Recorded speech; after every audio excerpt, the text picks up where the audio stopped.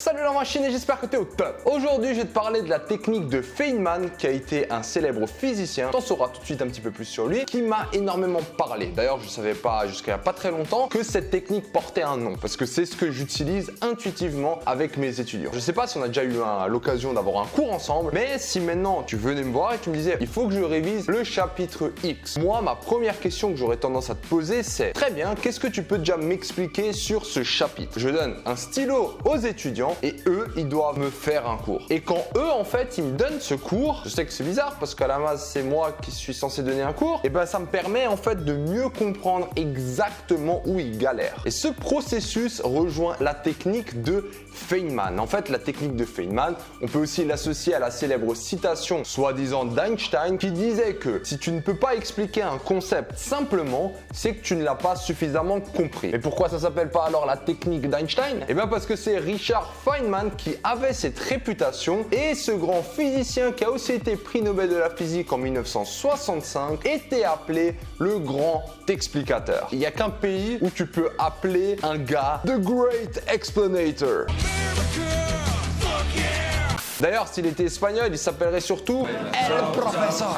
Le concept du grand explicateur était très simple. Si tu n'arrivais pas à expliquer ta théorie à un étudiant de post-bac, donc en première année, et ben c'est que tu n'avais pas suffisamment compris ce que tu étais en train de faire. Alors maintenant, je te vois peut-être venir. Mais c'est bidon ça. En gros, il faut juste que je sache expliquer. Et quand je sais expliquer, ça veut dire que j'ai compris. Exactement, mais ne sous-estime pas la profondeur de cette idée. Et c'est pour ça que je vais te donner les deux étapes les plus importantes lorsque tu vas appliquer cette technique de Feynman. Tout d'abord, ce que moi me paraît essentiel, c'est de savoir jusqu'à où tu dois comprendre. Souvent, quand tu parles aux enfants, ils ont constamment une question qui est pourquoi c'est comme ça? Pourquoi j'ai une main? Et à chaque fois que tu viendras avec une explication, on va te demander pourquoi. Et ça peut être une boucle quasi infinie.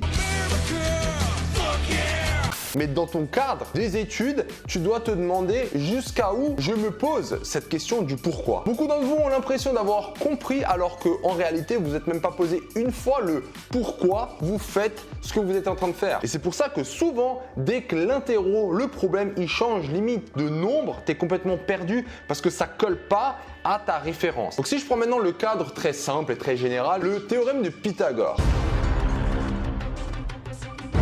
Le théorème de Pythagore, c'est un énoncé qu'on peut te cracher à la gueule et le fait que tu le connaisses par cœur, toi, va te dire « Ok, je le connais par cœur, donc je peux l'expliquer à n'importe qui en récitant ce texte. » Et elle est là l'erreur. Réciter n'est pas comprendre. La première question à te poser, c'est « Pourquoi j'utilise Pythagore ?» Et là, normalement, tu es censé savoir, si tu creuses un petit peu, que c'est quand tu as un triangle rectangle que tu vas utiliser du Pythagore. Et tu demandes « Pourquoi j'utilise dans un triangle rectangle du Pythagore ?» Quand j'ai un triangle rectangle et je veux déterminer une des trois longueurs, alors j'utilise Pythagore. L'étape d'après, c'est de savoir l'appliquer et à ce niveau-là, tu peux considérer que tu as compris le théorème de Pythagore. Mais tu pourras aller plus loin encore si tu as envie. Et là, tu vas devoir rentrer dans les démonstrations. Mais tu n'as pas forcément besoin de connaître chaque détail pour pouvoir l'expliquer à une personne quand il doit l'utiliser. Parce qu'à l'école, toi, on te demande de savoir utiliser les choses. Donc, il suffit de détecter quand il faut les utiliser. La deuxième chose qui découle directement, c'est la différente approche que tu peux prendre pour apprendre ton cours. C'est-à-dire que là, tu es dans l'analyse. Tu regardes par exemple un corrigé et tu te demandes, tiens,